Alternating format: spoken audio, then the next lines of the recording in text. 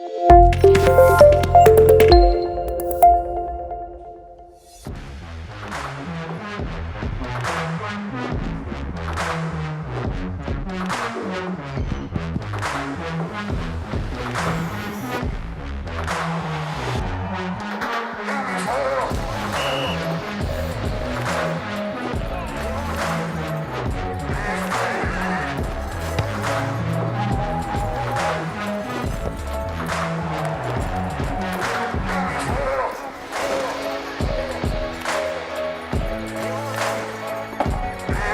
motto is passion.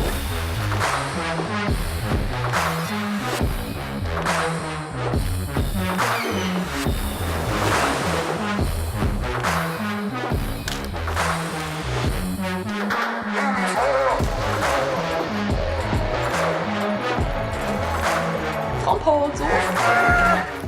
Geht's noch?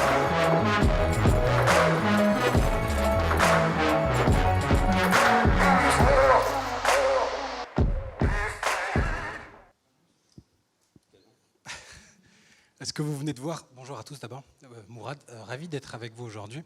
Ce que vous venez de voir, c'est le showreel qui présente en fait Divimove. C'est aussi un état des lieux un petit peu de tout ce qui est possible d'être fait avec ces influenceurs-là. Chez Divimove, c'est très concentré sur la vidéo. J'étais là il y a un an, en fait, pour tout vous dire, avec Studio Daniel et Henri Hayek. En un an, il y a beaucoup de choses qui se sont passées.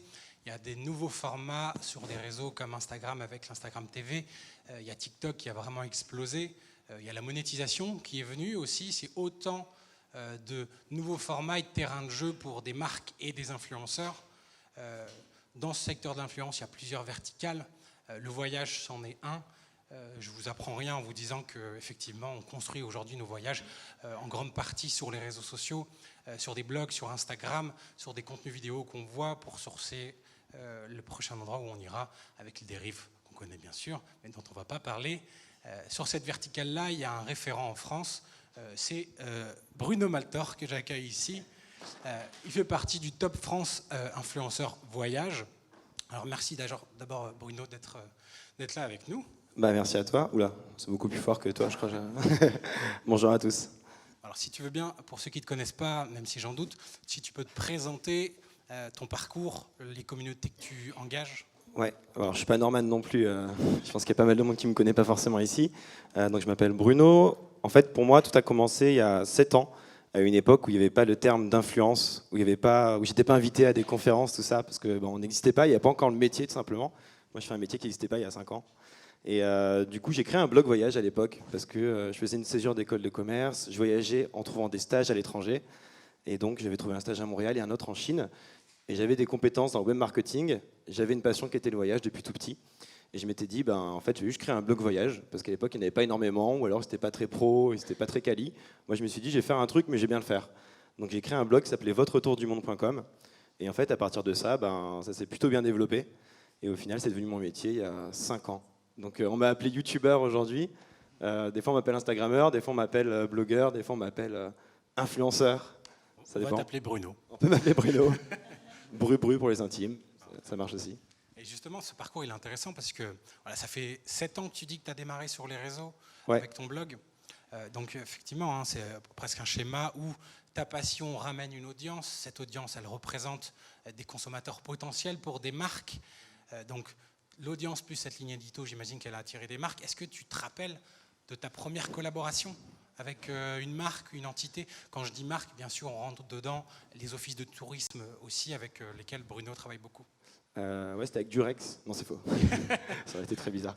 Non, en fait, je me rappelle pas forcément de la première collab, mais en fait, à l'époque, comme j'étais blogueur, je recevais plus de demandes de collaboration pour des mises en avant dans des articles.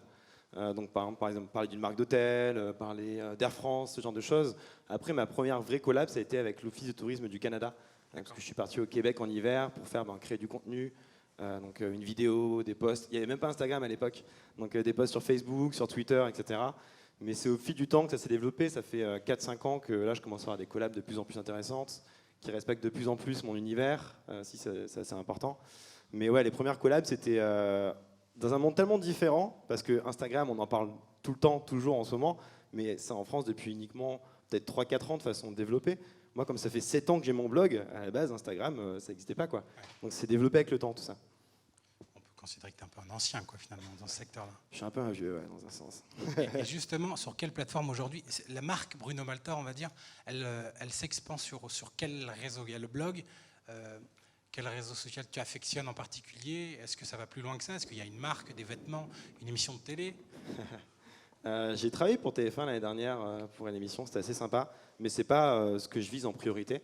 Moi, j'aime beaucoup le web, j'aime beaucoup être libre, faire le contenu qui me plaît sur mes réseaux dédiés à moi et développer mon petit truc à moi. Donc il y a forcément Instagram, parce qu'Instagram, j'ai à peu près 250 000 abonnés, je dirais. Mais il y a YouTube qui s'est bien développé cette année aussi. En fait, moi, ce qui m'énerve, c'est qu'on parle que d'Instagram quand on parle d'influence. Alors qu'en fait, un influenceur, il peut être influent sur plein de choses. Il peut être influent sur un blog, il peut être influent sur des podcasts, comme vous l'avez vu juste avant. On a tendance à toujours tout résumer Instagram, ce qui est faux. Alors moi, Instagram, c'est mon plus gros compte, donc c'est un peu contradictoire.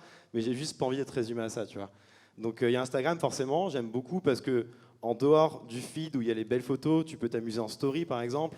Tu peux être plus toi-même, tu peux raconter des histoires, faire du storytelling. Enfin, en dehors de montrer une belle photo comme celle-là, quand j'étais au Canada il y a quelques semaines, au Québec, avec l'Office de tourisme du Québec, preuve que j'avais bien bossé au Québec en hiver il y a 5 ans. Du coup, j'avais raconté l'histoire de comment j'étais arrivé là sur cette photo, et je pense que c'est ce qui marche sur Instagram aujourd'hui. En dehors de mettre des belles photos, je pense qu'il faut vraiment raconter qu'est-ce qu'il y a derrière cette photo. Parce que juste mettre une belle photo sur Instagram, je pense que ça marche plus. Enfin, je pense pas du tout être le meilleur photographe du monde, mais par contre, si je prends la peine de bien raconter l'histoire à mes abonnés, raconter je me suis levé tôt, j'ai pris ma caisse, il y avait personne ou je sais pas quoi, là tout de suite, quand ils verront la photo sur mon feed, ils seront beaucoup plus intéressés et il y aura beaucoup plus d'engagement. Là, la photo, par exemple, elle fait 20 000 likes, sachant que chez 246 000 abonnés, l'engagement il a 7-8%, c'est énorme pour un compte comme le mien. Donc Instagram, forcément, c'est pas mal, mais je trouve qu'on peut plus raconter des vraies histoires sur YouTube, par exemple, dans la vidéo. Parce que les gens, quand ils regardent une vidéo sur YouTube, ils sont beaucoup plus captivés. Ils vont beaucoup plus prendre le temps de regarder ce que tu fais, ce que tu racontes, qu'une photo sur Insta où tu vas peut-être juste scroller vers le bas, double tap pour liker et encore scroller sans forcément prendre le temps de lire, de comprendre comment j'en suis arrivé là, etc., etc. Donc YouTube, c'est cool. Et après, il y a aussi, bien entendu, toujours les blogs, même si on a annoncé leur mort 20 fois en 20 ans. Moi, mon blog, c'est quand même 2 millions de visiteurs uniques par an. C'est pas rien. Et pareil, je pense que pour compléter les informations, quand tu as une collab avec une marque ou une office de tourisme, ça peut être super intéressant. Et en fait, ça, c'est du contenu sur le long terme. La durée de vie d'un post Instagram, c'est 24-48 heures. La durée de vie d'une vidéo sur YouTube ou d'un article sur mon blog, c'est quasiment infini.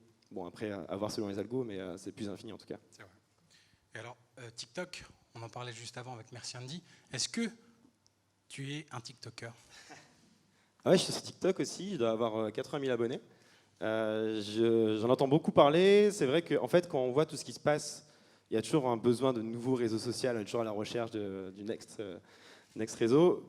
TikTok pourra en être un. Après, on ne peut pas mettre la main sur le feu non plus. J'aime bien, mais j'ai encore un peu du mal, personnellement, à croire tous les chiffres qui sont annoncés.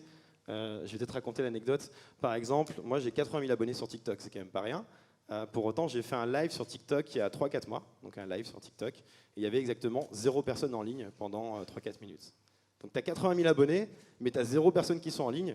Donc moi j'ai tendance à penser que les chiffres sont un peu gonflés sur TikTok. Après c'est vraiment une opinion personnelle, j'espère qu'il n'y a personne qui bosse à TikTok ici, sinon il m'en voudra à vie. Mais dans l'idée, j'ai du mal à croire aux gros chiffres annoncés pour l'instant par TikTok. Cependant, c'est un réseau intéressant. Très bien.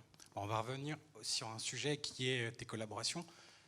Une des dernières, a priori, c'est avec l'Office du tourisme de La Réunion. Il y a une vidéo qu'on va vous lancer et après, je vais te poser quelques questions là-dessus. Okay.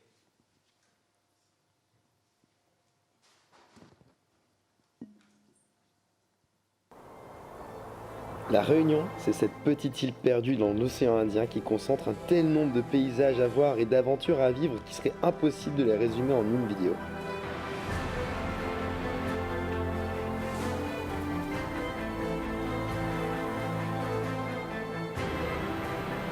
J'ai donc décidé de vous faire une petite sélection en vous donnant 10 choses qui rendent ce lieu incroyable et totalement unique à mes yeux.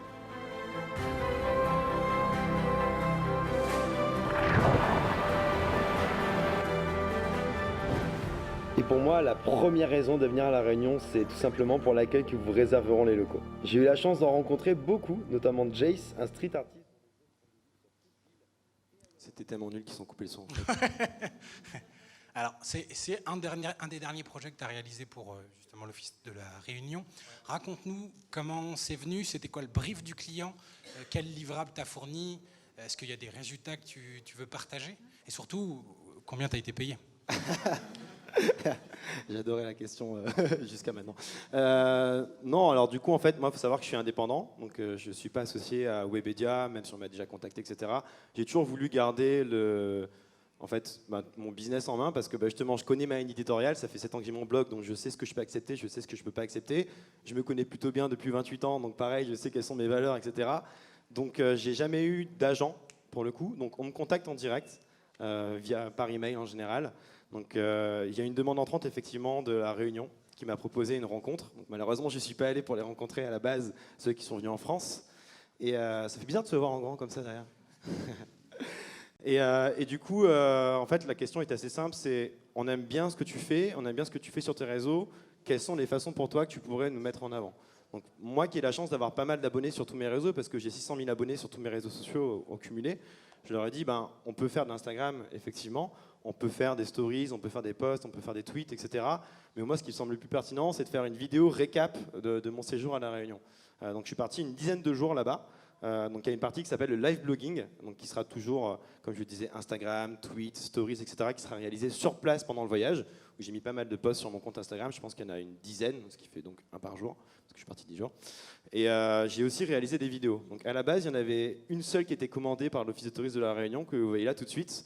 Alors je ne sais pas si vous êtes déjà allé à La Réunion, mais c'est ultra compliqué en fait de résumer un si bel endroit en 3-4 minutes, en fait, parce qu'il y a tellement de choses. Et je dis pas, ils m'ont déjà payé, donc je ne vous le dirai pas. Mais vraiment, il y a de la montagne, il y a beaucoup de choses, quoi. C'est magnifique. Donc je me suis dit, je vais faire une première vidéo qui va résumer en fait l'île en général. Donc c'est celle que vous voyez là. Où je montre un peu mes aventures, mes galères, etc., etc. Là, par exemple, on essayait de grimper un volcan, mais bien sûr, on était sous la flotte, donc on n'a pas vu grand-chose. C'est ce que je dis, je peux faire les voix si vous voulez. Il fait très froid actuellement. Non, je rigole. Et donc du coup, j'ai fait cette vidéo qui a été sortie il y a 2 mois. Je pense que cette vidéo elle a 300 000 vues cumulées sur YouTube plus Facebook. Et en fait, j'ai fait d'autres vidéos aussi quand j'étais à La Réunion. Parce qu'en fait, moi, quand je pars en voyage, je peux collaborer avec des marques de vêtements, des marques, je sais pas, de montres, de casquettes, etc., pour intégrer les marques dans mon storytelling, dans mes vidéos. Parce que personnellement, par exemple, les marques de montres, j'en peux plus de les voir sur Instagram. Hashtag Daniel Wellington, on connaît tous. Moi, perso, je préfère les mettre dans une histoire, raconter ça sur YouTube. Parce que, comme je vous disais, il y a quand même beaucoup plus moyen de raconter une histoire sur YouTube, d'intégrer un produit de façon naturelle à mon storytelling, plutôt que juste de faire un post et de poster ça.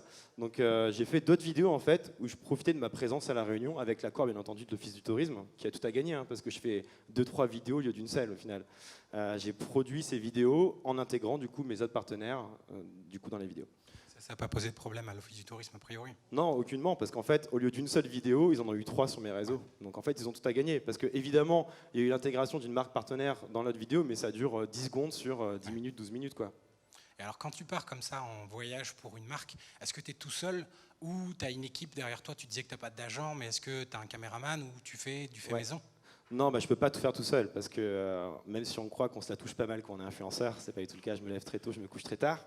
Mais en gros, entre les posts Instagram, les stories, la vidéo, essayer de kiffer un peu le truc pour vraiment raconter l'aventure et pas juste mytho en fait, penser à l'article, etc. Il y a beaucoup de choses à faire. Donc en fait, je pars toujours accompagné, quand il y a un besoin de vidéo en tout cas, parce que je peux pas tout gérer. Par exemple, c'est moi qui gère le drone en général, mais quand je fais des shots au drone, je peux pas shooter s'il y a une autre scène qui se passe à côté. Donc je pars accompagné par quelqu'un. Ouais. Alors, est-ce que ce projet-là, il est un peu représentatif de la façon dont tu aimes bien, on va dire, travailler avec une marque quand ça se fait en bonne intelligence? Ouais, parce qu'en fait, elle m'a fait 100% confiance. Moi, vraiment, dès le début, je l'aurais. En fait, l'avantage, c'est qu'on commence à connaître mon travail, je pense. Comme je commence à avoir pas mal de vues, pas mal d'abonnés et tout. Donc, c'est clair que quand on me contacte, on sait ce que je fais. Donc, quand on me contacte, on est censé savoir que je vais respecter ma ligne édito, etc. Donc, du coup, ils m'ont laissé carte blanche sur tous mes réseaux. C'est-à-dire que quand je postais une photo sur Instagram, je n'avais pas besoin de leur faire vérifier la photo en amont, vérifier la caption ou je ne sais quoi. Et je pense que c'est la meilleure façon de bosser avec les influenceurs, c'est de leur faire confiance. Donc, en fait, il ne faut pas prendre un influenceur uniquement parce qu'il a XXK abonnés sur Instagram, mais parce que vous estimez que sa ligne édito, sa façon de s'exprimer, de parler, elle correspond totalement à celle de votre boîte, quoi. Aux valeurs de la marque en question.